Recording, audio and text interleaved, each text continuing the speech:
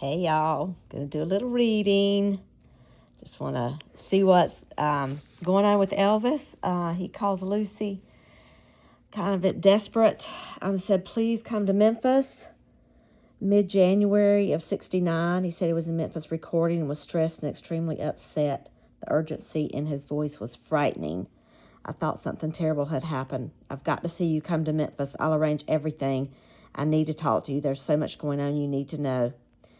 So she says, are you all right? And he's like, no, that's why you have to come.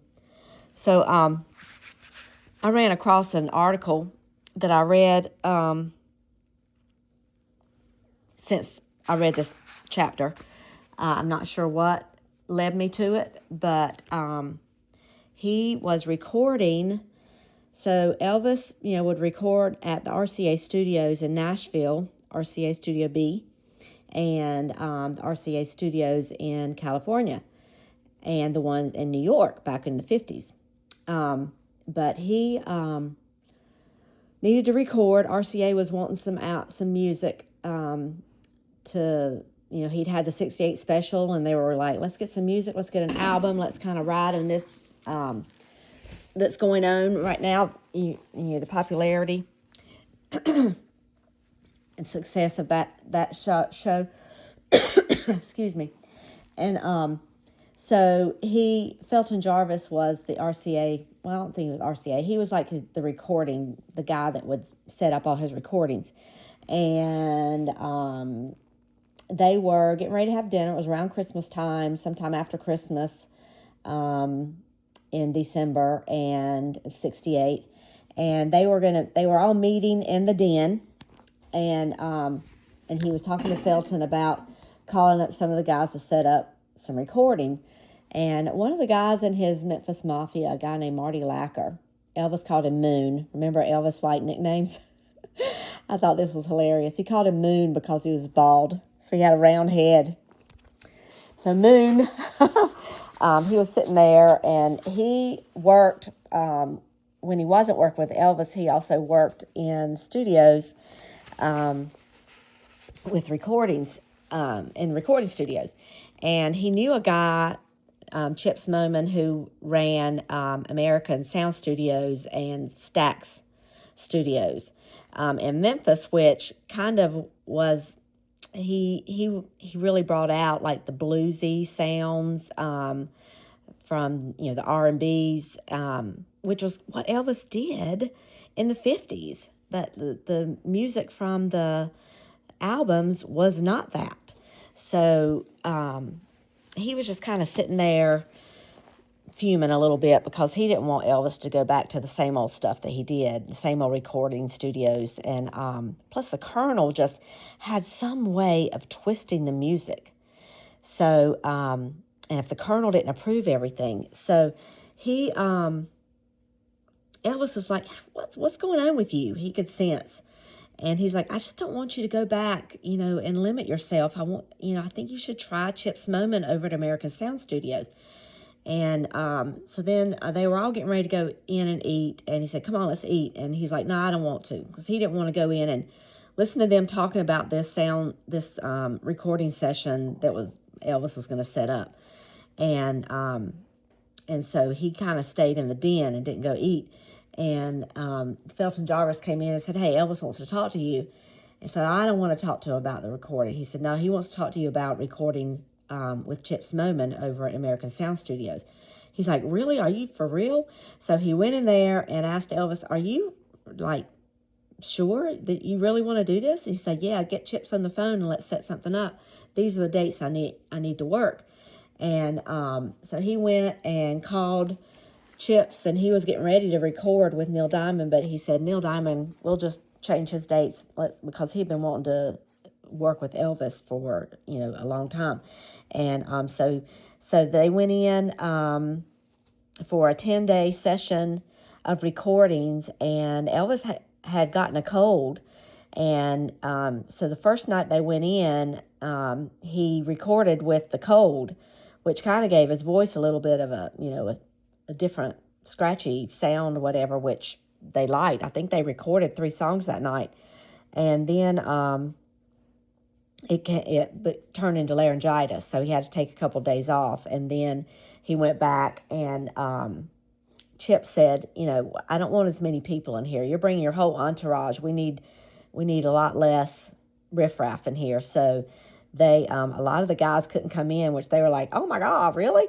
And but Elvis was able to focus a lot more, and they got some great songs out of these recordings. This was when Suspicious Minds was recorded, In the Ghetto, Power of My Love, The Grass Don't Mind, Green Grass at Home, Kentucky Rain, Long Black Limousine. There was just some incredible songs, and Elvis himself said that he probably this was some of the best work he'd ever done in a studio. And so that's what's going on when he calls Lucy. So I don't know if it's in the middle of it. Maybe it was during the 3 days when he had laryngitis. Of course, she doesn't say anything about him having laryngitis when he calls. So I don't know exactly when it is. But I think they recorded from like January 10th to January 20th. So it would have been right there in the middle. So he could have even called her while he was, maybe after he went back, his voice came back, like when he came home. But let me show y'all some more pictures. Let's see. There's a picture. These are the last pictures. This is very, very, very, very blurry, but this is a blurry shot of Lucy in 1967, the year she reunited with Elvis. She was 31. So it's really hard to see her.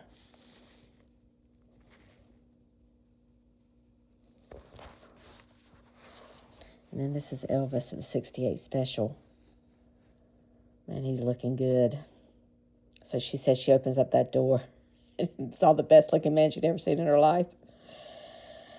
Whew. Yeah. So anyway, so let's get on with it and see what's going on. So January 1969. Colt. Cat. In Tar Heel. Ava. Can't see her. She's in the dark. And there's Leia way over there. And Lucy. Hey, Colt. Logan. And Tar Heel. And Presley's around here. Oh, there's Presley right there. They're all sleeping. All my cats. Okay. Elvis had much to be troubled about in 1969. He had suffered through the worst 2 years of his life. His movie career was dead. The combination of bad scripts and Colonel Parker's iron-fisted belief that Elvis should do nothing deeper than beach and bikini movies had steadily diminished his value as an actor. The movies were actually little more than extended videos to promote the equally dismal RCA soundtrack albums. To that extent, they had been successful. The albums sold well and the movies made money. Everyone was happy, but Elvis. The pictures destroyed his dream of becoming a serious actor like his idol Marlon Brando.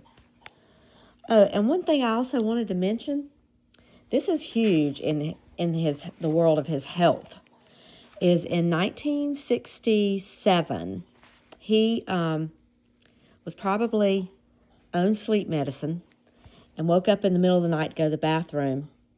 And apparently he had a TV in the bathroom, and he tripped on the cord and hit his head, fell backwards or forwards. I don't know how he fell, but he fell and hit his head on the bathtub.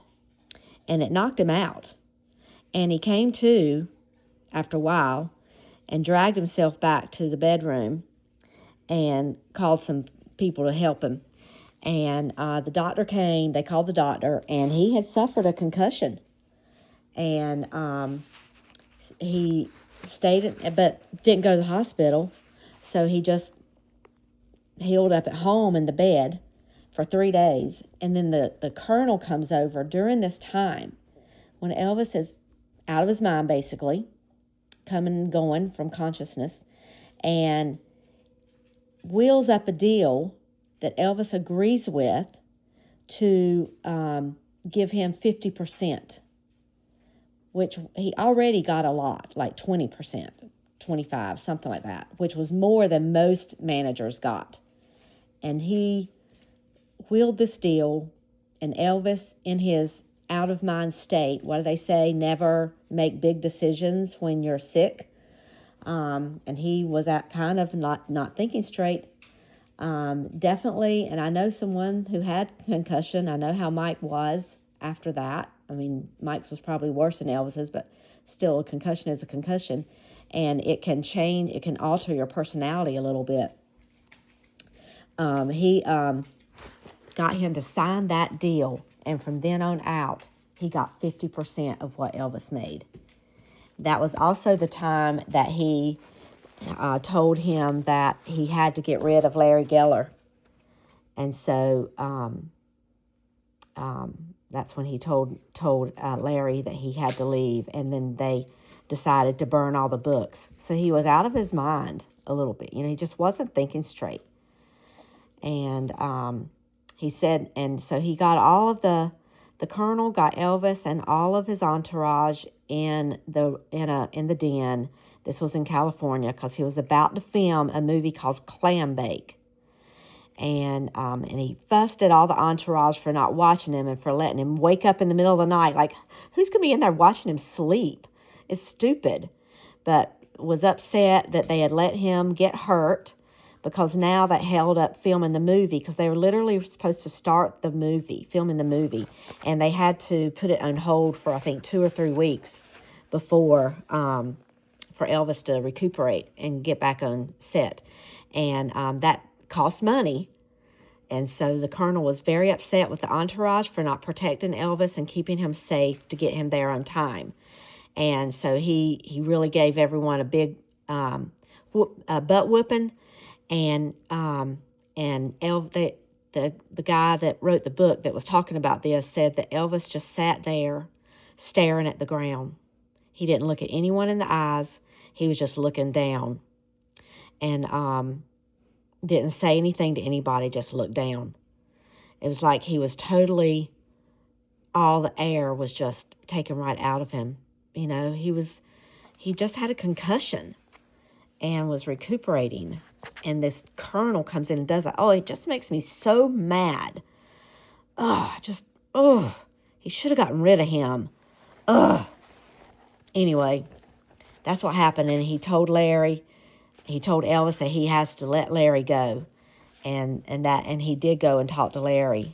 But he was trying to recuperate from a concussion. And that was in 1967. And so whenever I look at the movie Clam Bake, I know what happened, the month prior to that, filming that movie, and what that Colonel did. And despite that, he still made a ton of money, so much money. But the Colonel would spend all his at gambling. He had a gambling addiction. And sometimes I've heard people say that Eldon, that Elvis would say, like Larry found him, when Larry came back to work for him later, said he saw the Colonel in gambling one night in Las Vegas, and he wanted him to come over and sit with him. So he went over and he watched him lose $1 million. Watched him lose $1 million. And he's like, I can't watch this anymore, because it was just eating him up, because he knew where he got that money. And he went and told Elvis about it. He said, oh, yeah, he's going to book a tour for me just so he can get his money back. So, anyway. So that happened in 67. But this is 69. And all this is going on. To that extent, the movies were successful, even though they weren't what Elvis wanted. The music wasn't all that great. They were still successful. But his dream of becoming a serious actor like his idol Marlon Brando and James Dean were destroyed. By 1969, no one wanted these travelogue movies anymore. Times had changed. The student-led protests against the Vietnam War were increasing and had gained the support of a wide range of Americans. When anti-war protesters turned to Elvis, they found that the rebel of the 1950s wanted no part of them. Instead, he decried their long hair and spoke disdainfully of drugged-up hippies. In the music world, too, Elvis was a has-been, a relic from another era. He hadn't had a #1 song in 7 years since Good Luck Charm in 1962. The Beatles were the new heroes, and John Lennon became the radical anti-war voice the generation sought. Groups like The Who, The Doors, and the Rolling Stones were speaking to the American youth, while Elvis clung to his old-fashioned hairdo and movie songs. The Colonel, finally seeing what was happening, swung into action. Although he had steadfastly maintained that television was too small for his star, he did an about-face in 1968 and signed Elvis to do an NBC special. Critics jeered and said things like, "Next they'll bring back the Edsel." The show aired on December 3rd, 1968, and was a hit. The Colonel then set out to revive Elvis's musical career to keep the money rolling in. He was preparing to send Elvis back on stage before live audiences, something Elvis hadn't done in nearly a decade, and he was terrified. If consolation over a mismanaged career had been all that Elvis wanted in January 1969, he could have spoken to Lucy by phone. There was more to it than that. So that was all research by the author. Now, here we go. Here we're getting into the story. I waited nervously at the baggage area of the Memphis airport with my small suitcase at my feet. I had no idea what was troubling Elvis. All I could think of was how awful it would be if our relationship was exposed. Here she is, standing in the airport going, "Oh my God, someone's going to find me." Oh my gosh. Elvis had insisted on picking me up himself. So she was like, "Oh gosh, people are going to see me with him." He was so upset I didn't realize how dangerous that was. Elvis Presley could hardly swagger through the airport unnoticed. I imagined a mob descended upon me and Elvis springing from the center and giving me a kiss while dozens of Instamatic cameras clicked, capturing our secret and announcing it to the world. Shuddering at the thought, I didn't notice the stranger until he was nearly beside me. I jumped when he reached down to grab my bag. "No, thank you," I said. "I'll take care of it." The man looked up at me. He winked. It was Elvis. He was wearing a thick mustache, dark pants, a tweed coat, and a gray fedora turned down over one eye. Now, he looks good in a fedora, I have to say. He really does. But the mustache, hilarious. I couldn't help laughing. I told him that he looked like Jerry Colonna, the bug-eyed comedian in the Bob Hope Road movies. I have to look up that guy and see what he looks like. "Shh," Elvis whispered. "Don't want to attract any attention." He leaned over and gave me a quick kiss. The mustache was stiff and prickly. He crooked his finger for me to follow. We left the airport unnoticed. No Instamatics in sight. I said a quick prayer of thanks and stepped into his black sports car. Elvis had a fleet of cars and took great pleasure in them, but I didn't know a Pontiac from a Porsche. The only ones I ever noticed were the small sports cars, and that was because they were so low and cramped and hard to get into. When I complained once, he laughed and told me how expensive it was. "How do you spend so much money to be so uncomfortable?" I asked, and he roared with laughter.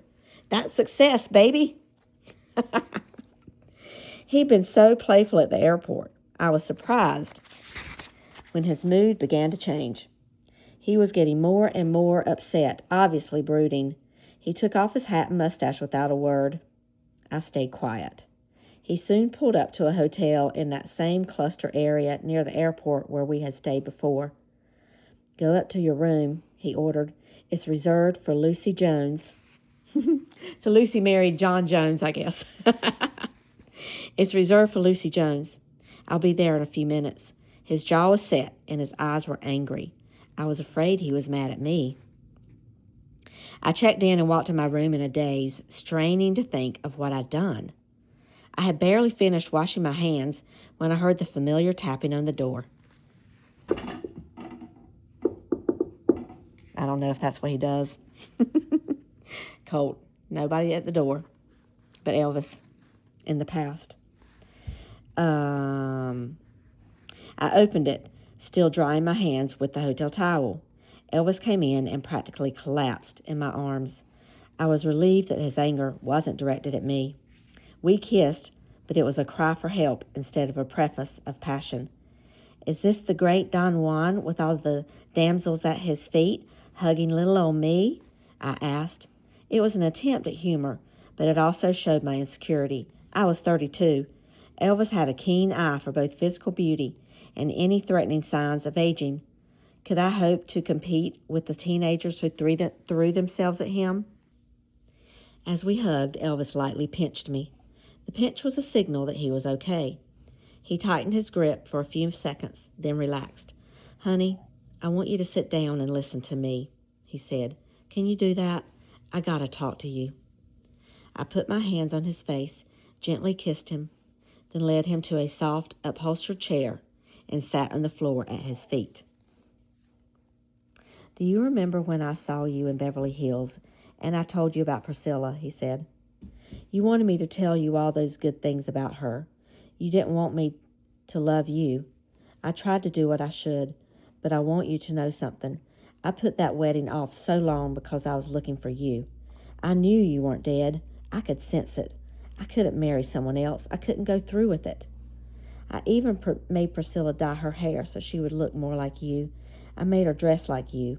Hell, I even had her take French lessons so she could speak to me in French the way you used to. But it didn't work. I was trying to recreate you, and she wasn't you. She's nothing like you. Remember that song? Elvis had mentioned before that he had picked Priscilla because she looked like me, but he had never told me all this. At first, I found it hard to believe. I didn't think Priscilla looked anything like me. I saw the wedding photos. Her hair was piled so high it looked silly and out of style for 1967. Later, though, when I saw another picture of them, I was startled. I thought for a moment that someone had taken a picture of me and Elvis together. But I didn't want to think about it. Even if he had done what he said, she was his wife, and I wasn't. That's all that mattered.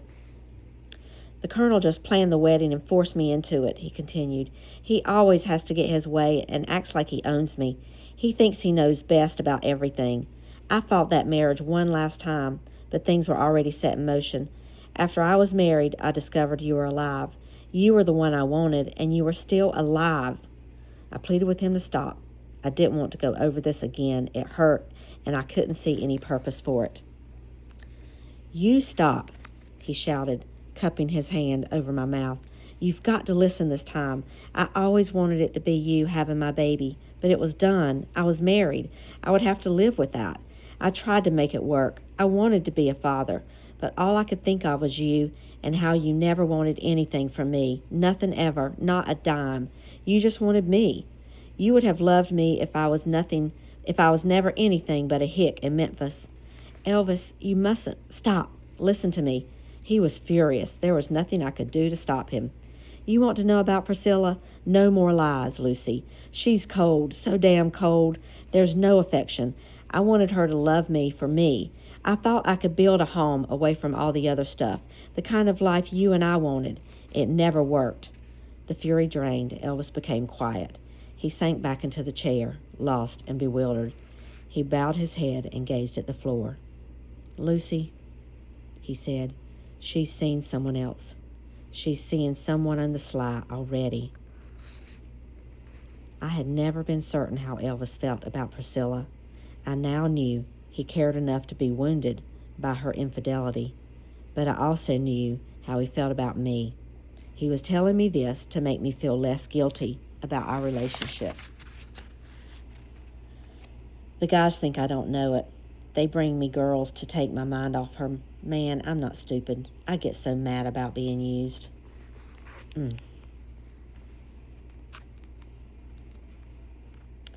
I winced at that "bring me girls" line and wanted an explanation, but I decided to let it pass.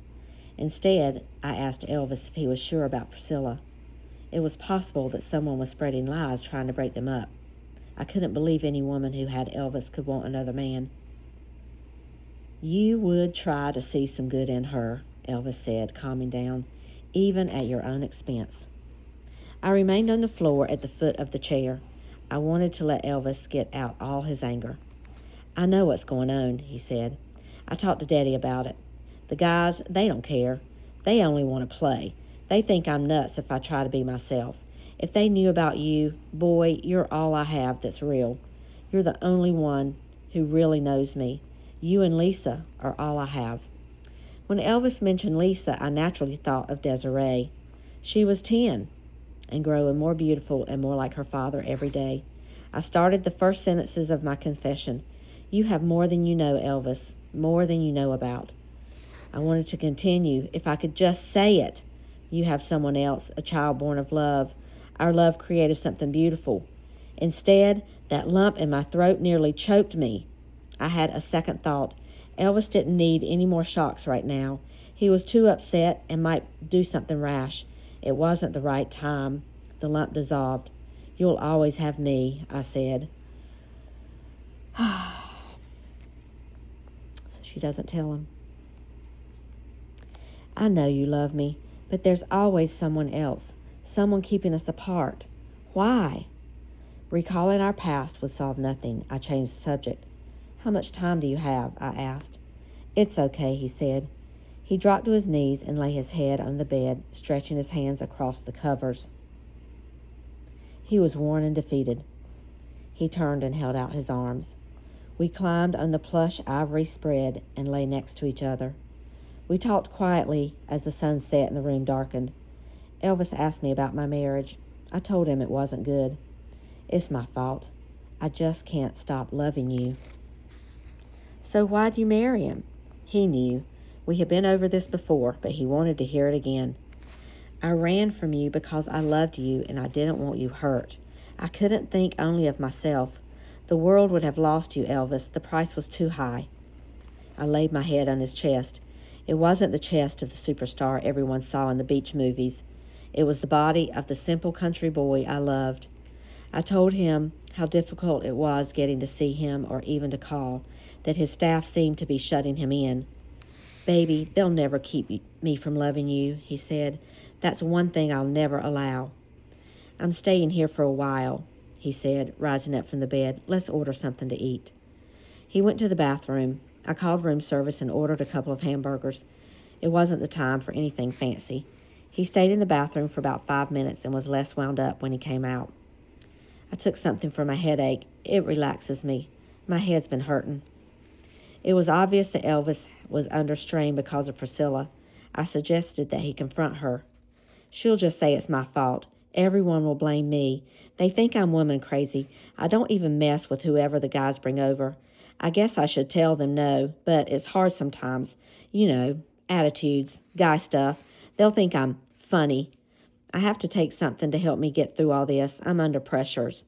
They expect so much from me. You're letting them use you, I said. The pills will make you weaker and make them stronger. Why don't you turn to God like you used to? Remember how you used to talk to God up on our hill? God listened then. He made you a star just like you wanted. If he could do that, he can surely get you through this. She's talking about that hill he took her to. Remember, he said he would go there and talk to God? And now it's their hill. You can handle your marriage, I went on. You'll find the answer, I know it. And whatever you decide, I won't change. You can depend on that. Honey, if I didn't take something to keep me going, I'd go nuts. The Colonel is pushing and pushing and pushing. I've showed them what I can do. I'm recording everything I can. I just did that television special. And I have a show in Vegas coming up. Hey, why don't you come along? I didn't think that would be wise and said so. Well, maybe you're right. I don't want anything to hurt you. You're the only secret I've ever had. You're the only thing they can't ruin. I want to keep it that way. You've got to be outside all of that. Tell me about your new recordings, I asked, changing the subject again. What songs are you singing? These are the ones he's talking about at American Sound Studio. Elvis didn't answer. He was lost in thought. I got up off the bed and walked to the window. Earlier in the day, there had been a lovely view of the Tennessee countryside, tall trees and rolling hills. Under the moon, the same scene was even more beautiful. I sensed Elvis approaching. He stood beside me and looked out as he spoke. They told me I'd never make it. maybe I'd have been better off. You don't mean that, Elvis. I'm not sure. We stood together for a few moments, looking out the window.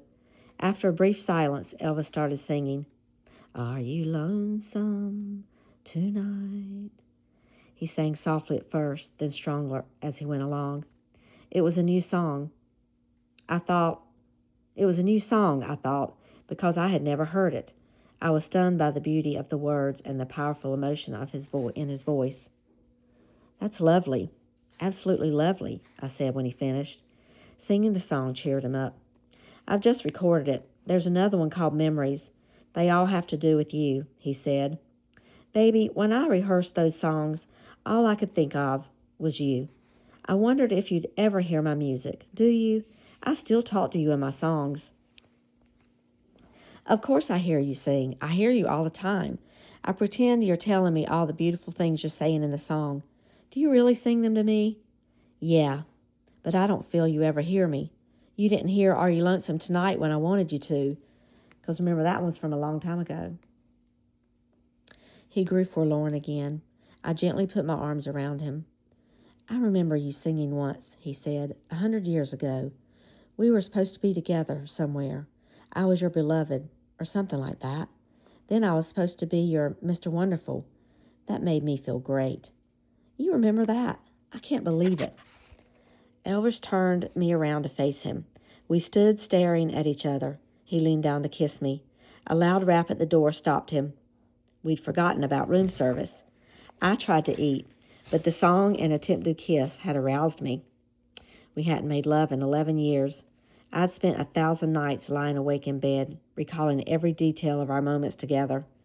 Now he was right there, close enough to touch. I thought about getting out of there before completely losing control. I knew I couldn't resist if Elvis attempted to make love to me. Although my marriage wasn't good and Elvis's marriage appeared over, the prospect of double adultery was frightening to a woman raised in a Catholic convent. As I watched him eat his hamburger, my thoughts turned. I knew things about him nobody looked deep enough or cared enough to realize. Bless. Nobody looked deep enough or cared enough to realize. He was strong in his beliefs, but weak in his need to please anybody and everybody. He wanted his business partners to be his friends. He wanted to be needed. He needed to be loved. Despite his huge success, his fear of losing it all remained overwhelming. Now he was taking pills to deal with the stress that was eating at him. Where you been, Lucy? You've drifted away. I'm just not hungry. You're worried about me, aren't you? You have that same look on your face Mama used to have. She was afraid the fame would take me away, not from her, but from the things she taught me and my faith in God. She didn't want me to get caught up in show business and become cold and hard. She knew me pretty well. I did get caught up, and it wasn't any good. The anger makes you do things you normally wouldn't do. Elvis, you are letting it change you. I can see it. I'm so worried about what you're doing, pushing yourself with no direction. I know you love to sing, but you've got to change your course. The people around you are just there for the money. You must have satisfaction in what you're doing. Are you satisfied? When I'm singing. Well, you'll always have that. You don't have to let them use you.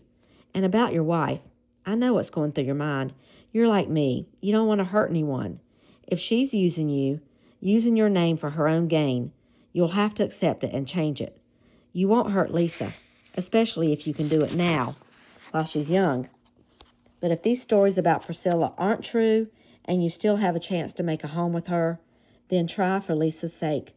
Sweep her off her feet again. She won't be able to resist. It hurt me to say that, but I felt that his wife deserved that benefit of the doubt, at least until he was certain she was unfaithful. As for your career, well, what is it you really want? Lucy, I would like more than anything to teach others what it's like to love God, like you do. So many people don't believe anymore. It was a touching sentiment, but sounded like someone trying to take on the problems of the world to avoid his own. But then again, it was precisely the kind of motivation that could give Elvis the direction he lacked. Well, you're a singer, I said. You're a communicator. Use that. Give them a message in your songs. Show them your love for God through your work. People love you and look up to you. If they see that you believe, they'll follow you. Give God the credit for making you what you are. Don't be afraid. You understand me, Lucy, he said, and you still love me when all I ever talk about are my problems. I want to give you everything, anything you want, but you won't let me. Elvis, don't you know that you do give me everything? I have your love and understanding. You're my friend. I have no regrets. Whatever I have to earn it myself. I'm not trying to make things hard. I've just seen the other side of material possessions, the bad side. I was treated as a possession. Someone wanted to own me. I thought my life was over. Then I met you and fell in love. No one can take that from me. It hasn't been ideal, far from it, but it has been more than I ever dreamed love could be. I never want our relationship on any basis but love, pure love with no strings. I don't want to be just another woman in your book. I don't want any Cadillacs or houses or cheapen what we have. It must remain pure. Someday, when we can be together, free and clear, I'll accept all the gifts you want to give me, whenever you want to give them, without the fear of having to hide them away so no one will find out. In the meantime, I'm proud of what I have accomplished. I'm proud of the least little thing. I want my children to be proud of me for what I have done. Can you understand that? I know you want to give so much. So just give me your love and your happiness. Your love is what I treasure more than anything.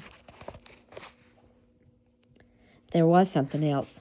The words again formed in my mind. You have given me something, Elvis, a child. That's better than any gift you could ever give. I couldn't say it. Elvis fingered the tiny crucifix around my neck. It was one of the few gifts I accepted because it signified the vows of marriage we'd exchanged in 1953. Our love is crossed with God's love, he said softly, repeating the words he spoke when he gave the cross to me. So he remembers. Our love is crossed with God's love. I haven't made love to you in so long, he said. We are fooling ourselves. My wife's cheating on me, and you don't love your husband. You don't have to stay there, Lucy. Tell me what you want. I'll make everything right for you. We'll work it out. You love me. I love you. Why shouldn't we be together? You have all the beautiful women in the world at your feet. Why do you want me? I said, letting my insecurities surface. Don't you know how you shine? He answered. Don't you know how sparkling you are inside and what you've meant to me? But I'm not glamorous. He ignored the remarks and began kissing my neck. I was finally holding the body I ached for all those empty years. I ran my fingers down his smooth skin and traced his sensuous mouth. Elvis responded, first slowly, then eagerly. He was as thrilling in bed as he was on stage, energetic, powerful, and commanding. He explored all the nuances of my body, awakening desires I feared had long died. My Desiree, he whispered, my Desiree. He brought his face close to mine, kissed me, then kissed my neck, slowly descending to my bosom. I'm so glad they did that. They just needed to do that. They just needed to do that. Oh, gosh. Bless. Oh, such a bless. Oh. He needs her so much. Oh. I'm sorry, it just gets to me.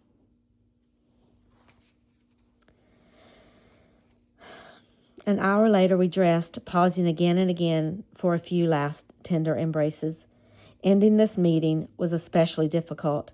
I didn't know if I would see him again. I recalled a French proverb I often quoted in times of sorrow. Oh gosh, let me try to say this in French. Si tu aimes à un coup tu perds, tu ne perds jamais ton amour. It means, if you love the one you lose, you can never lose your love. Si tu aimes, if you love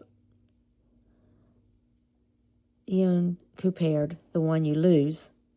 Tu ne perds, you can never lose. Jamais ton amour, your love. Elvis stopped me as I began buttoning my blouse. He placed his hand over mine and spread open the cotton folds. Gently, he buried his face in my breast one final time, kissing me. Aw. I never want to forget this day, he said. You still belong to me. We should have been together from the beginning. Things would have been so different. We still can make a life together. I didn't think we had much of a chance of that. There were more obstacles than ever before. We were both married. I had 6 children. I had a baby. Elvis was at a crossroads again, fighting to resurrect his career as a singer. The Colonel was still in charge and would view me with the same horror that he would have 10 years before. Then or now, I was potentially fatal. Excuse me, hold on. Then or now, I was potentially fatal to Elvis's career.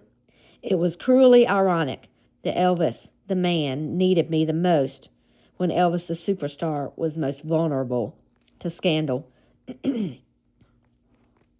Always oblivious of such concerns, Elvis began planning our future. The dream soon gave way to anger. I have to figure out what to do about my marriage. I want my daughter happy. Damn this. They created this marriage. I knew those feelings. Elvis, in his own way, had a marriage forced upon him, just as I had. Think about that. I knew the feelings. Here he said, I have to figure out what to do about my marriage. I want my daughter happy. Damn this. They created this marriage. And I knew those feelings. Elvis, in his own way, had a marriage forced upon him, just as I had. I don't want anyone to ever touch you, Elvis said. I don't want them to ever know about you. They won't, I said. We've kept the secret this long. Will you listen to my songs? Elvis asked. Of course. Are You Lonesome Tonight and Memories?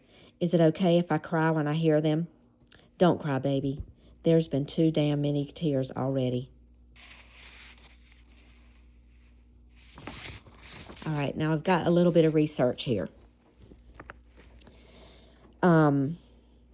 42 minutes in, but it's only 2.5 more pages. 2 years ago, after my taped interviews with Lucy,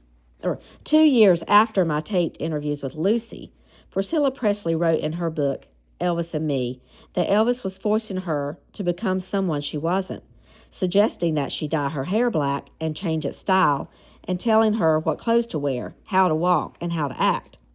Priscilla also wrote that, to please Elvis, she took dancing lessons because he adored dancers' bodies. Lucy had a dancer's body. And learned French because he liked the language. Elvis knew other dancers besides Lucy, but how did a man born in Tupelo, Mississippi, and raised in Memphis, Tennessee, become so enamored with French? I asked his friends, associates, and biographers, and no one had a clue. The only time he ever left the United States was during his Army stint from 1958 to 1960, and he was stationed in Germany. Prior to Lucy's revelation, his infatuation with French was a mystery before anyone knew about Lucy, is what he's saying. Like, why was he so infatuated with the French language? Despite the extensive physical and linguistic remodeling of Priscilla, Elvis apparently was not satisfied with the finished product. His bitter comments about being forced to marry her stand up under investigation. Many of the details have already been accurately documented in Albert Goldman's biography, Elvis. My own investigation proved that this was one area where Goldman may have actually understated the truth. Curry Grant, the Air Force Special Services non-com, who introduced Priscilla to Elvis in Germany and often shuttled her back and forth from her home to Elvis's home, explains what happened. In 1966, I learned through the Memphis Mafia grapevine that Priscilla might be on her way out. Prior to this, I had already realized that Elvis was content to string her along forever without marrying her. I wanted her sequestered at Graceland. He wanted her sequestered at Graceland while he lived his bachelor life in Los Angeles. The trouble was, Elvis had made a lot of promises to the Beaulieu's, Priscilla's parents, in order to get Priscilla to stay at Graceland, including the promise that he would marry her. I went to bat for Elvis's integrity with Colonel Beaulieu, Priscilla's father. With Colonel Beaulieu. Priscilla's father respected me, and I had put my honor on the line for Elvis. When I heard about what was going down at Graceland and that Elvis might end the relationship altogether, I felt an obligation to inform Priscilla's parents. I called Colonel Beaulieu, and we had dinner at his house in San Francisco. I could tell he was upset about the situation. Oh, I thought he'd gone back to Germany to see him, but they had since, in '66, he probably had done his tour in Germany and was back. And so he was living in San Francisco, apparently.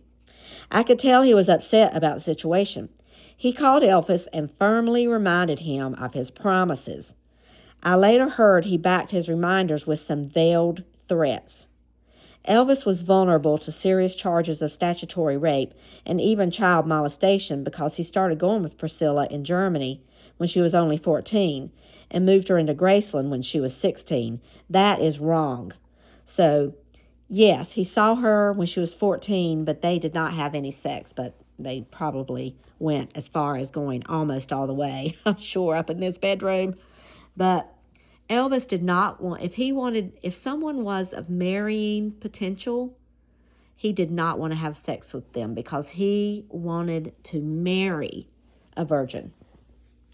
So he would not have sex with someone who was marriage potential, like June, like Anita.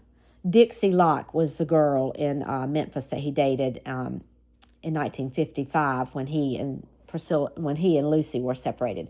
Dixie Locke, he met her at church. He dated her for a year and was dating her when he actually when he recorded That's All Right Mama and things got started. He was dating her then.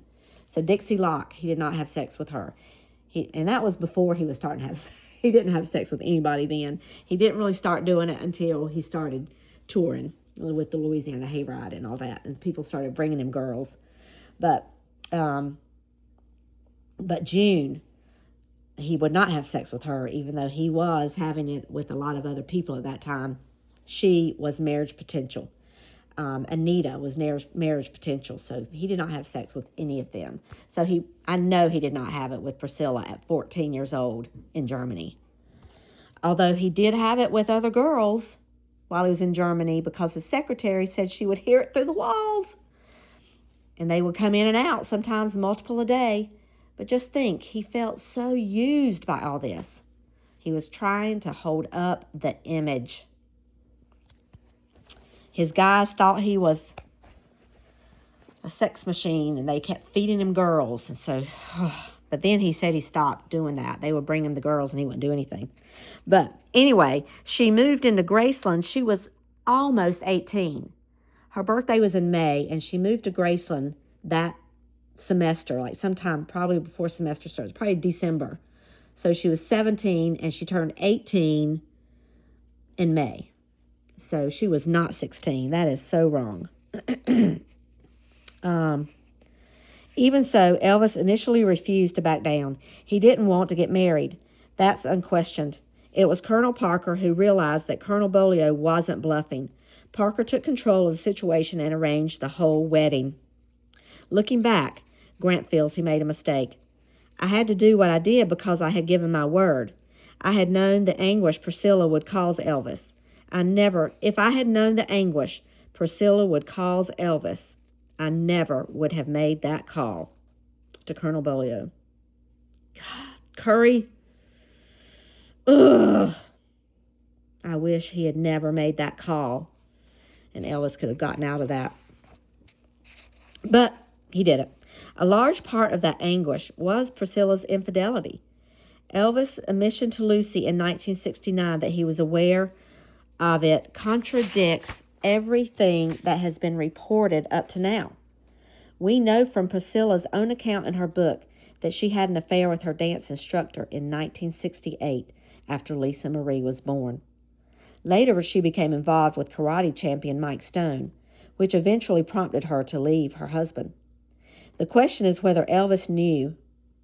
Biographer Goldman and his assistants interviewed more than 100 of Elvis's associates for their book. They concluded that Elvis didn't know and then made an issue about it, saying Elvis's concern for Priscilla was so small that she was able to cheat on him for more than 3 years and lead a separate life with Stone. Like while he was in California filming movies and he was in Vegas, they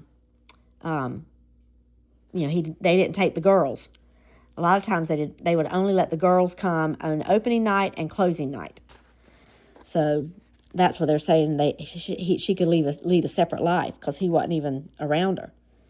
The flaw in that investigation is they must have relied upon the least knowledgeable of Elvis's Memphis Mafia employees, that curious group of men who profess to know all there is to know about Elvis, but actually knew little about the man inside the image. To the contrary, one of Elvis's closest friends, who asked not to be named because of an ongoing friendship with Priscilla, that would be Jerry Schilling, because he has been friends with Priscilla. He is the only one from the Memphis Mafia that remained friends with Priscilla and is still friends with her to this day. But he was a close friend of Elvis's. Not the closest. That would be Larry and Charlie, but Jerry would probably be number 3. But want to be unknown because of an ongoing friendship with Priscilla, confirmed that Elvis knew about his wife's infidelity right from the start. I asked him if he wanted us to do anything about it, talk to her, take apart the guy, whatever, and he said no. He didn't appear to be concerned. He just said, "There's a whole wide world out there, and Priscilla has to learn about it. If she gets hurt, so be it." I was pretty shocked at his indifference. Maybe he wanted her to leave him so that he could have Lucy. Elvis had become indifferent about a lot of things in the late 1960s. One statement during this meeting in which Lucy found little comfort was actually sincere. Elvis was speaking truthfully when he said, "I don't mess with whoever the guys bring over," a reference to the women his gang fetched for him. As self-serving as it sounds, previous biographies have reported and insiders confirm that Elvis often fell asleep without touching the women. As he had with so many other things, Elvis had become bored with meaningless sex. As mentioned previously, Lucy had never heard Are You Lonesome Tonight and regarded it as a new song when Elvis sang it to her. She quotes Elvis correctly about having recently recorded it. Elvis meant he recorded it. Some of the confusion is explained by the salesmanship of Colonel Parker and his cohorts at RCA Records. Colonel Parker was astute at wrapping the old in a new package and reselling it. Elvis had re-recorded Are You Lonesome Tonight for a new live album based on his 1968 television special and recorded Memories at the same time. Elvis's demand to see Lucy at this time establishes a new pattern to their relationship. Whenever he faced a crisis, whether professional or personal, he called her. If it was an especially trying one, he insisted on being with her in person. Almost all their meetings from this point on will show Elvis anguished over a major event in his life.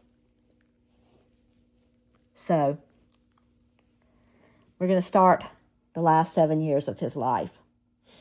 Well, this is the beginning. It's the last 8. It's 1969. And I don't think I sent y'all Memories. I need to send that to you. So Memories, he sang at the 68 special.